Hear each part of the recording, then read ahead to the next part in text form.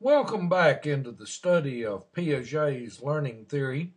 And today we're going to begin developing that stage of concrete operational development.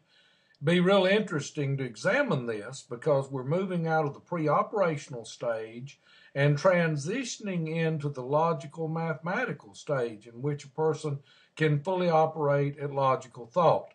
Now, keep in mind that Piaget did not believe that these stages just abruptly began, but what he developed was the idea that they gradually developed as the child explored their world and encountered new ways of thinking and new ways of doing things. This first lecture is entitled Liberation from Pre-Operational Obstacles, and we're going to examine the development of concrete operational thought.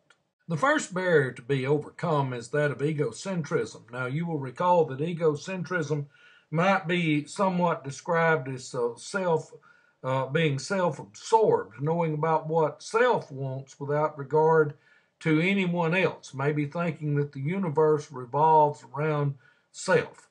And of course, there are a lot of adults that never grow beyond this stage. We all deal with them.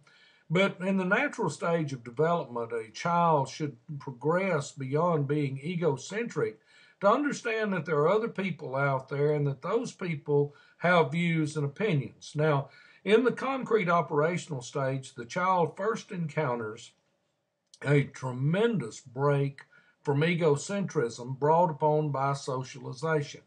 Piaget argued that the individual's need to socialize created the instance where the individual wants to interact with others, and in order to interact with others, the individual has to understand the opinions and views of others. So egocentrism is limited and minimized through socialization. And if you'll notice, kids in the concrete operational stage of development, that they're very much into socialization, and that those socialization patterns, of course, are teaching them that they must consider the views and opinions of others.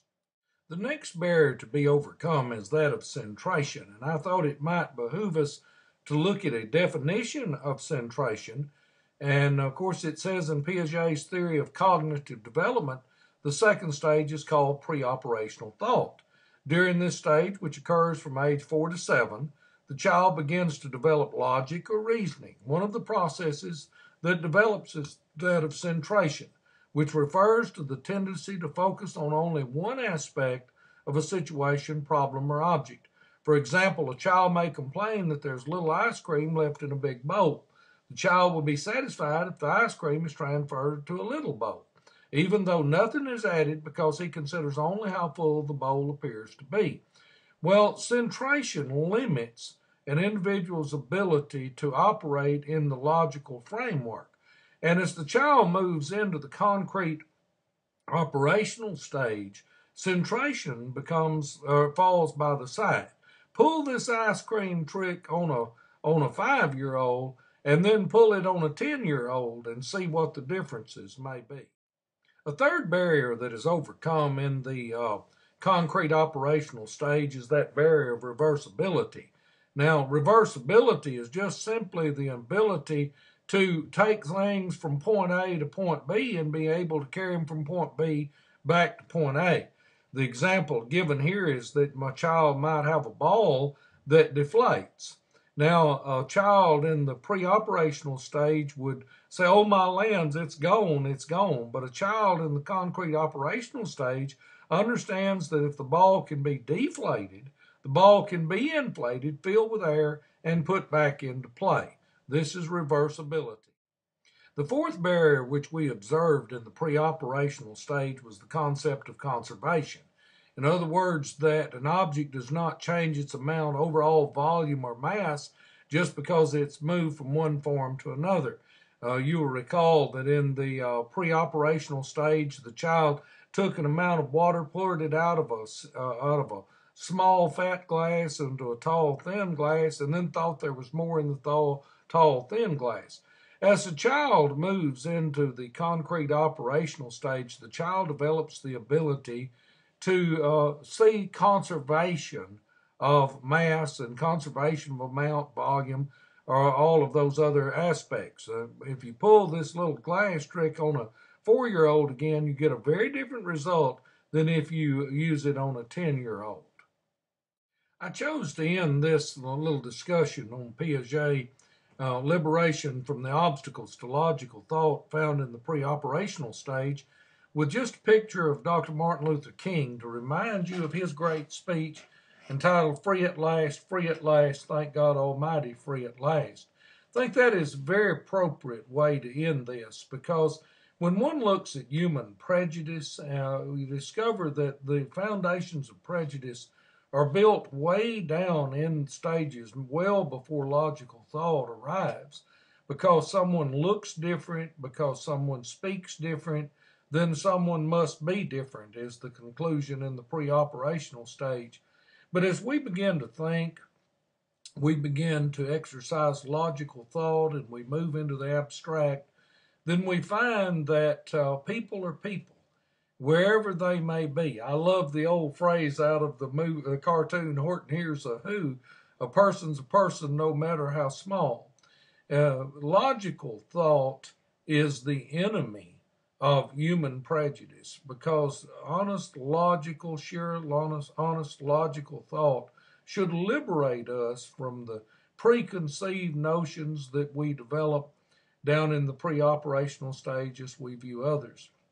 Our socialization develops, we become less egocentric and much more attuned to the opinions and views of other people. If there's anything that our world needs today, it is to be freed from some of these obstacles to logical thought, which we have discussed in this lecture.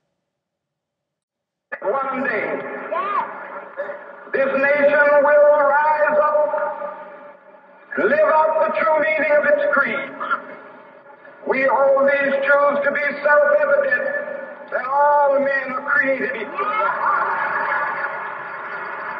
I have a dream that one day, down in Alabama, with its vicious racists, with its governor having his lips dripping with the words of interposition and nullification, one day right now in Alabama, little black boys and black girls will be able to join hands with little white boys and white girls as sisters and brothers. I have a dream today.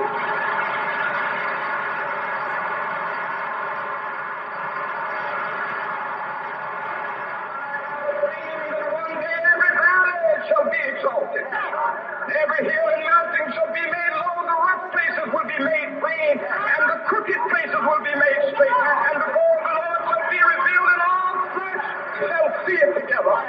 This is our hope. This is the faith that I go back to the South with.